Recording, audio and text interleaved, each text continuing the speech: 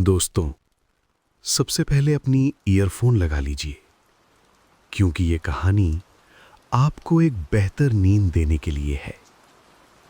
इस कहानी को सुनते सुनते हो सकता है आपकी आंखें धीरे धीरे बंद होने लगें, क्योंकि हर शब्द में शांति, सुकून और प्यार छुपा है। शुरू करने से पहले हम एक छोटी सी अपील करना चाहेंगे। अगर आप अपने माता पिता से प्यार करते हैं तो यकीन मानिए आप एक बहुत ही अच्छे इंसान हैं। और ज़रा नीचे कमेंट में लिखिए कि आप किस गांव या शहर से ये कहानी सुन रहे हैं।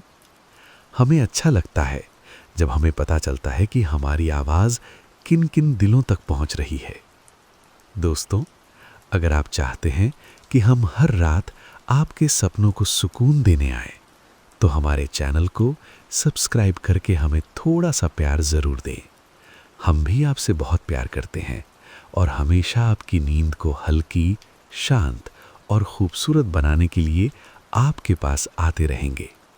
अब गहरी सांस लीजिए, अपने शरीर को ढीला छोड़ दीजिए और चलिए एक ऐसी कहानी की तरफ बढ़ते हैं जो दिल को छूकर धीरे धीरे आपके सपनों में घुल जाएगी। कहानी का नाम लालटेन वाला किसान। तो शुरू करते हैं। राजस्थान के एक शांत छोटे से गांव कोटियाना में एक गरीब किसान रहता था। उसका नाम था बाबूलाल। बाबूलाल को गांव वाले लालटेन वाला किसान कहते थे। क्यों?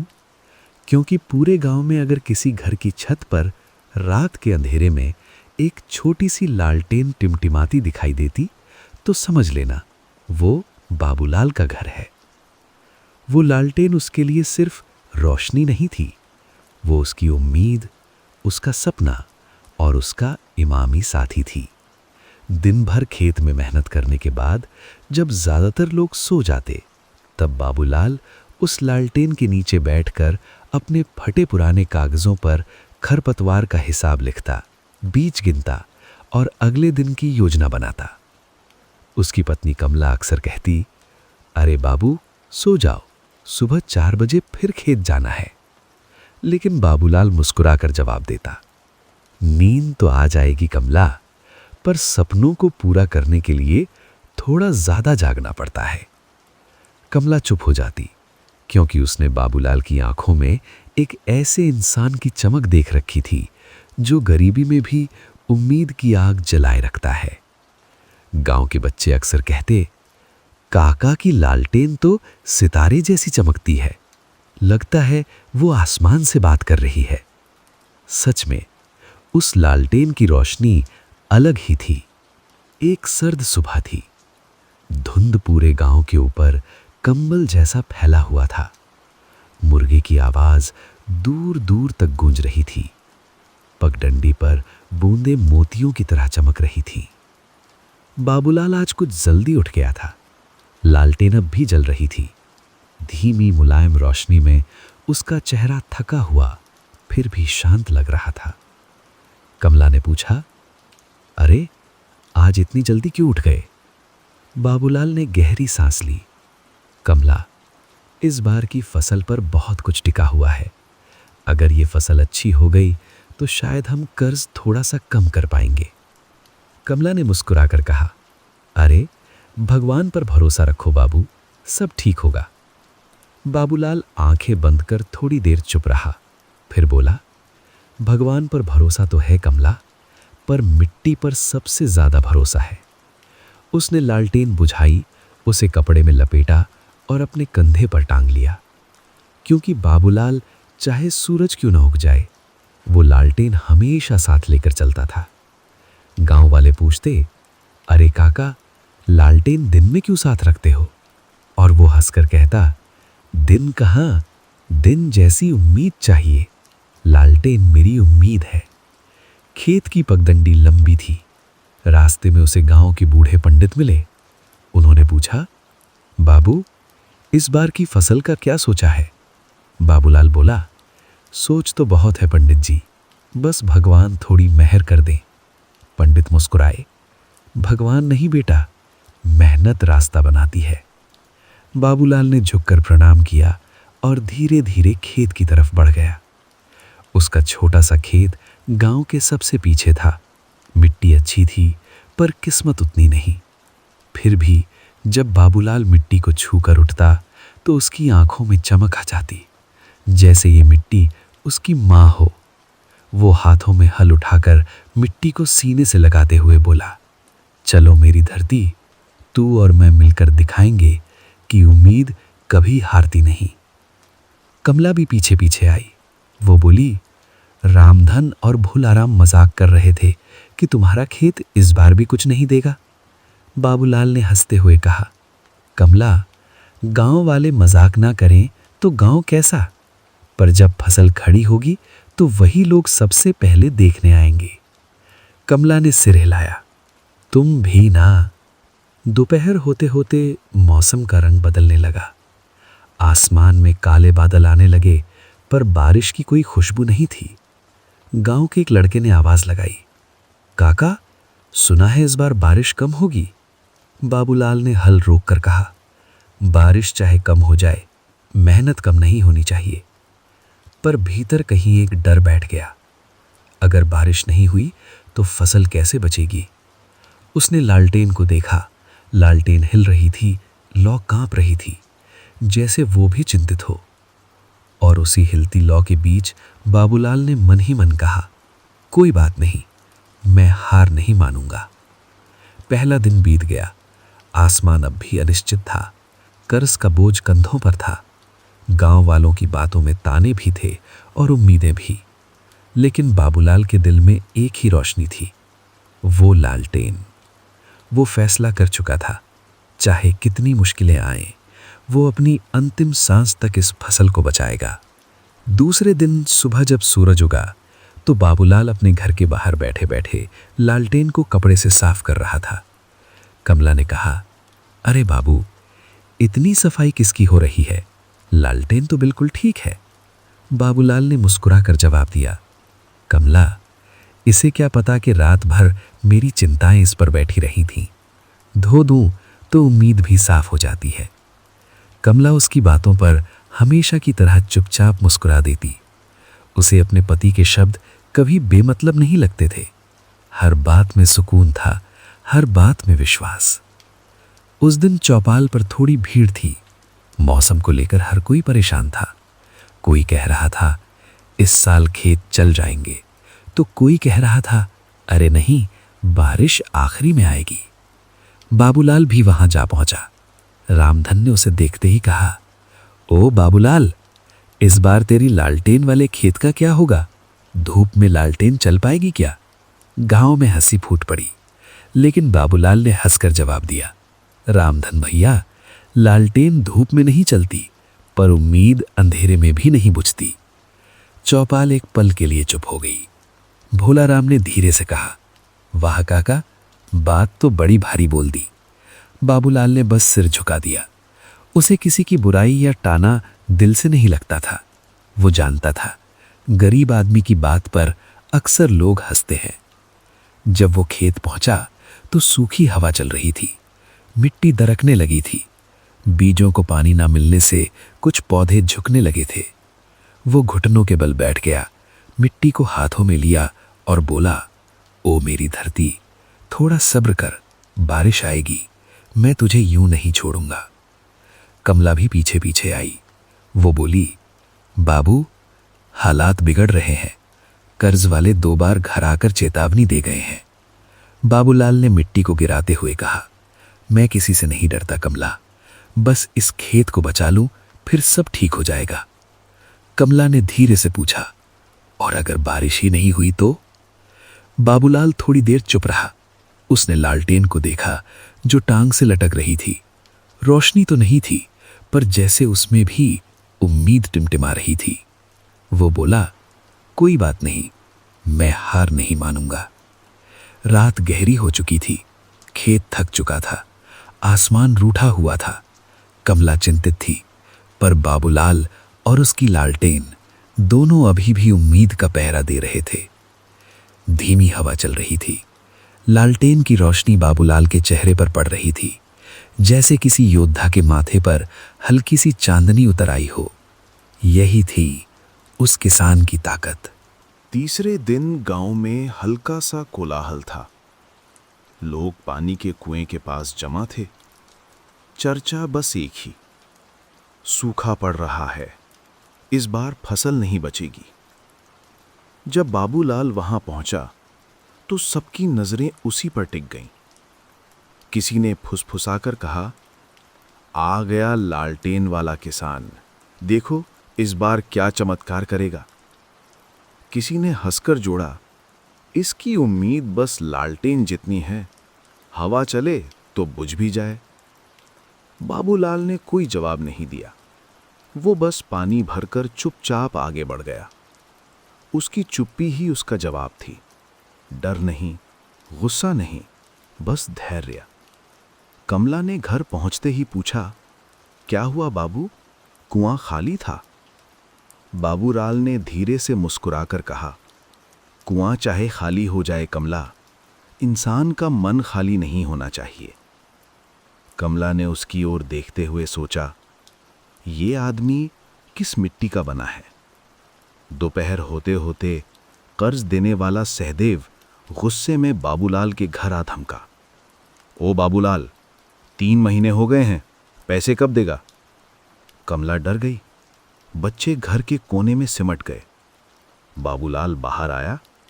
सहदेव भाई, थोड़ा और वक्त दे दो, फसल कट जाएगी तो सबसे पहले तुम्हारा हिसाब कर दूंगा। सहदेव ने ताना मारा, अरे फसल होगी तब ना, तू तो लालटेन लेकर खेतों में घूमता रहता है, जैसे लालटेन से बादल को बुला लेगा। गांव वाले हंस पड़े, पर बाबूलाल ने सिर्फ इतना कहा, लालटेन से बादल ना आए, पर उम्मीद जरूर आती है। सहदेव ने उंगली उठाई, 1 हफ्ता, बस 1 हफ्ता और, वरना जमीन गिरवी रखवा दूंगा। कमला के पैरों से जैसे जमीन खिसक गई। वो अंदर जाकर रोने लगी।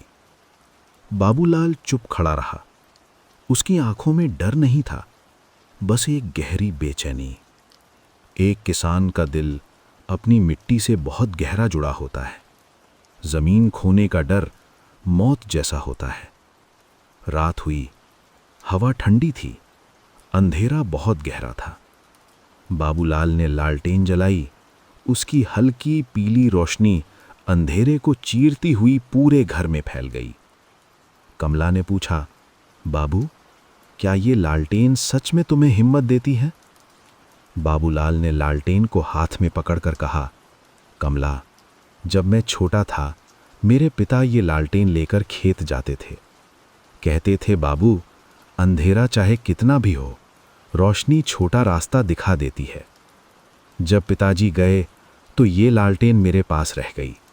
मुझे लगता है इसमें उनका आशीर्वाद है। कमला के आंसू बह निकले। वो बोली, इसमें तुम्हारे पिता की आत्मा बसती है, इसीलिए तुम इसे छोड़ते नहीं। बाबूलाल ने गहरी सांस ली। हाँ कमला, ये लालटेन मुझे बताती है कि आसमान रूठ जाए, बारिश ना आए, लोग हंसें, पर मेहनत का रास्ता कभी बंद नहीं होता। लालटेन की लौ तेज हो गई, जैसे वो भी बात सुन रही हो। अगले दिन शाम को कुछ गांव के बच्चे बाबूलाल के खेत पर आ गए। एक बच्चे ने पूछा, काका, आप इतना मेहनत क्यों करते हैं? बाबूलाल मुस्कुराया, तुम्हें कभी भूखा ना सोना पड़े, इसलिए। एक छोटा बच्चा बोला, काका, आपकी लालटेन बहुत प्यारी है। बाबूलाल ने उसकी ओर देखते हुए कहा, ये लालटेन मेरी सपनों की रानी है। बच्चे खिलखिला पड़े। फिर एक बच्चा धीरे से बोला, काका, अगर बारिश ना आई तो क्या फसल मर जाएगी? बाबूलाल ने बच्चे के सिर पर हाथ रखा। नहीं बेटा, जब तक हम कोशिश करते हैं कोई फसल नहीं मरती। बच्चों ने ताली बजाई और भागते हुए चले गए। दूर कमला खड़ी ये सब देख रही थी। वो सोच रही थी, गरीब सही पर दिल बहुत बड़ा है। रात गहराती रही। दूर आसमान में हल्की गड़गड़ाहट सुनाई दी। बाबूलाल की सांस रुक गई। कमला, सुनो, बारिश आने वाली है। कमला ने बाहर देखा, काले बादल जमा हो रहे थे। हवा तेज होने लगी थी, पेड़ों की शाखें कांप रही थीं। बाबूलाल ने लालटेन जलाई और खेत की ओर दौड़ पड़ा। कमला चिल्लाई, बाबू, तूफान आ रहा है, रुक जाओ। लेकिन बाबूलाल रुकने वालों में से नहीं था। वो दौड़ता रहा, जी जान से, जैसे उसके पैरों में मिट्टी की ताकत उतर आई हो। खेत पहुंचते ही तेज हवा चली और लालटेन की लौ बुरी तरह डगमगाई। बाबूलाल ने उसे सीने से चिपका कर कहा, डर मत, तू मेरी रोशनी है। अचानक बिजली चमकी, आसमान गरजा। बिजली लगातार चमक रही थी, हवा में मिट्टी उड़ रही थी और बाबूलाल अपने छोटे से खेत के बीच लालटेन को कसकर पकड़े खड़ा था। कमला भी पीछे पीछे खेत तक पहुंच गई। उसकी साड़ी हवा में फड़फड़ा रही थी, लेकिन उसका डर उससे कहीं ज्यादा तेज था। वो चिल्लाई, बाबू, अंदर चलो, तूफान बहुत बड़ा है। लेकिन बाबूलाल अपनी फसल को छोड़कर एक कदम भी हटने को तैयार नहीं था। हवा इतनी तेज चली कि खेत का आधा हिस्सा एक ही झोंके में झुक गया। कमला की चीख निकल गई, हे भगवान! बाबूलाल मिट्टी में घुटनों के बल गिर पड़ा।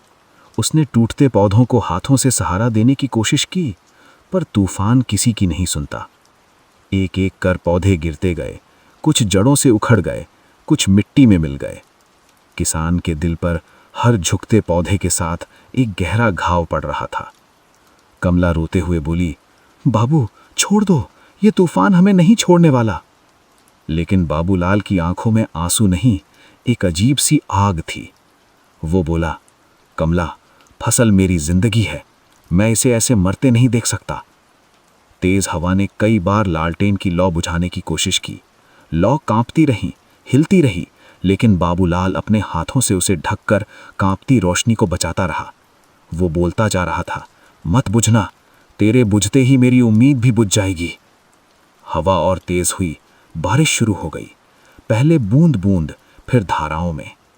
कमला ने उसे खींचने की कोशिश की, घर चलो, तू भीग जाओगे, बीमार पड़ जाओगे। लेकिन बाबूलाल का शरीर जैसे खेत की मिट्टी में धंस गया हो। वो उठने को तैयार ही नहीं था। उसने दोनों हथेलियां मिट्टी पर रखीं और कहा, मैं तुम्हें अंधेरे में नहीं छोड़ूंगा, लालटेन और मैं दोनों यहीं रहेंगे। अचानक एक तेज बिजली गिरी, इतनी चमकदार कि मानो पूरा खेत एक पल के लिए सफेद हो गया। बाबूलाल के हाथ कांप गए, लालटेन जमीन पर गिरते गिरते बची। कमला डर गई, बाबू, बस भी करो, ये तूफान जान ले लेगा। और तभी एक बहुत तेज झोंका आया, इतना तेज कि जमीन पर खड़ी लालटेन सीधे गिर गई।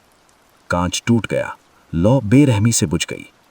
अंधेरा अचानक पूरे खेत में छा गया, जैसे किसी ने बाबूलाल की आत्मा से रोशनी छीन ली हो। वो जमीन पर बैठ गया, टूटे कांच के टुकड़ों को उठाता रहा और बिखरी मिट्टी को सीने से लगाकर धीमे से बोला, मेरी लालटेन, मेरी उम्मीद क्यों बुझ गई। कमला बुरी तरह रोने लगी। बारिश लगातार बरस रही थी, खेत आधा बह चुका था और लालटेन, जो बाबूलाल की जिंदगी थी, पहली बार पूरी तरह बुझ चुकी थी। सुबह हुई, तूफान थम चुका था, पर गांव, खेत और बाबूलाल का दिल तीनों ही बुरी तरह टूटा हुआ था। गांव वाले खेत तक पहुंच गए। रामधन फूट फूट कर रो रहा था। भोला राम ने बाबूलाल के पैरों को छूकर कहा, काका, हमने तुम्हारा बहुत मजाक उड़ाया, पर तुम सबसे बड़े किसान थे। सहदेव ने कर्ज का रजिस्टर फाड़ किया। अब कोई कर्ज नहीं, ऐसा किसान कर्ज नहीं देता, विरासत छोड़ जाता है। बच्चे टूटी हुई लालटेन को देखकर बोले, काका की रोशनी अब भी चमकती है। पूरे गांव ने बाबूलाल को विदाई दी, एक साधारण किसान नहीं, एक रोशनी वाला इंसान। उसी रात कमला घर के बाहर बैठी थी, हवा शांत थी। अचानक टूटी हुई लालटेन में हल्की सी पीली चमक दिखाई दी। ज्यादा नहीं, बस एक क्षण, जैसे बाबूलाल कह रहा हो, मैं यहीं हूं, तेरे पास, इस मिट्टी में, इस हवा में, इस खेत में। चमक गायब हो गई, पर उस एक पल ने कमला के दिल में जीवन भर की शांति भर दी। दोस्तों, ये थी लालटेन वाला किसान की कहानी। एक ऐसी कहानी जिसमें एक गरीब किसान की मेहनत, उसका संघर्ष, उसकी उम्मीद और उसकी अंतिम रोशनी बसती है। अगर इस कहानी ने आपके दिल को छुआ, आपको सुकून दिया या आपकी आंखें नम कर दी, तो कृपया चैनल को सब्सक्राइब करें और नीचे कमेंट ज़रूर करें कि आप अगली बार किस तरह की कहानी सुनना चाहते हैं।